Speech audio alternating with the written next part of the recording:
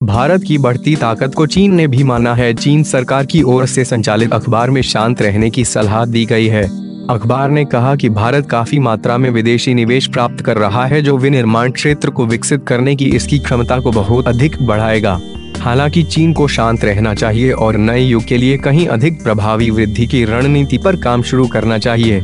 Global times की एक खबर में कहा गया है, विदेशी विनिर्माताओं के निवेश का भारी प्रवाह भारत की अर्थव्यवस्था, रोजगार और औद्योगिक विकास के लिए काफी मायने रखता है। इसने कहा कि चीन को भारत की वृद्धि को देखते हुए शांत रहना चाहिए। भारत से प्रतिस्पर्धा करने के लिए चीन को अब एक नए युग के लिए कहीं अधिक प्रभावी वृद्धि रणनीति पर काम शुरू करना चाहिए। विदेशी विनिर्माताओं के आने से भारत की कुछ कमजोरियां दूर होंगी और इसके विनिर्माण की क्षमता बढ़ेगी। चीनी कंपनियां भी इस प्रक्रिया में एक अहम भूमिका निभा रही हैं।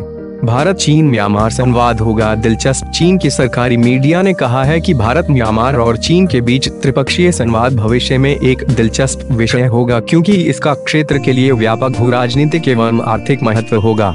समाचार पत्र ग्लोबल टाइम्स में प्रकाशित एक लेख में कहा गया है, म्यांमार के लिए कोई शत्रु नहीं की नीति सर्वश्रेष्ठ रणनीतिक विकल्प है। फिलहाल के लिए उससे चीन और भारत के बीच के विवाद का फायदा हुआ है। लेख में कहा गया कि चीन पर अपनी निर्भरता को कम करने, अपनी आर्थिक स्थिति को विविध बनाने के लिए म्यांमार भारत के साथ अपने संबंधों को बढ़ा रहा है।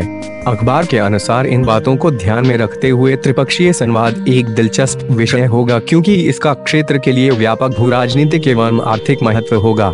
चीनी अखबार में यह लेख उस वक्त प्रकाशित हुआ है जब पिछले दिनों म्यांमार के सेना प्रमुख का 8 दिवसीय भारत का दौरा संपन्न हुआ।